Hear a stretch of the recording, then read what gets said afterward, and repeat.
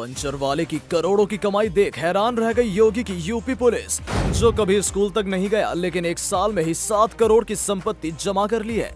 आपने बड़े बड़े नेताओं, आईएएस अधिकारियों के घर इतना पैसा देखा होगा, एक पंचर वाले के पास नहीं।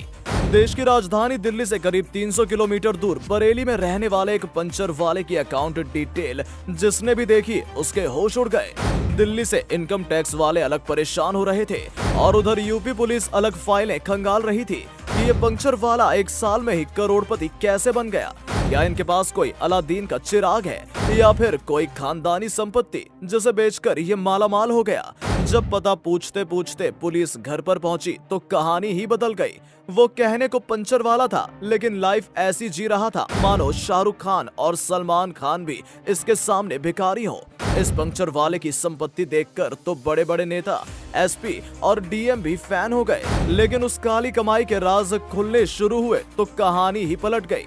आप ये कहानी सुनेंगे तो आपके भी होश उड़ जाएंगे और आज समझ जाएंगे कि पंचर की आड़ में करोड़पति बनने का ये नया तरीका क्या है। यूपी के बरेली का रहने वाला इस्लाम खान कभी स्कूल नहीं गया, किसी दुकान पर रहकर पंचर बनाने का काम सीखा और दुकान पर काम करने लगा। आप जानते हैं कि गांव देहात के इलाकों में पंचर बनाने वालों की तादाद काफी होती है। इसकी दुकान पर आने वाले सभी लोग, यहाँ तक कि पूरा इलाका उसे पंचर वाले के नाम से जानता था। लेकिन इस्लाम खान तो एक बहुत बड़ा खिलाड़ी निकला।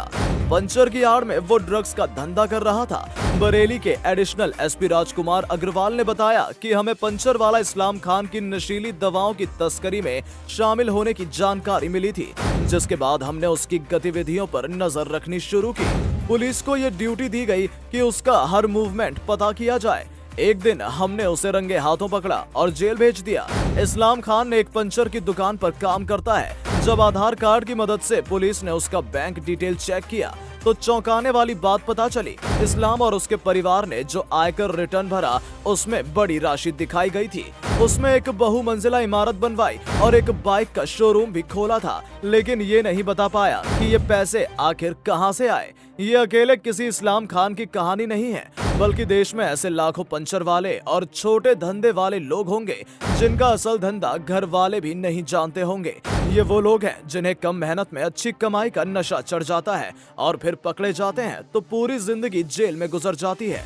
इस्लाम खान से पहले बरेली के गांव से पुलिस ने शातिर ड्रग माफिया तैमूर खान उर्फ भोला को गिरफ्तार किया था, जिसकी छवि इलाके में रॉबिन हुड की थी।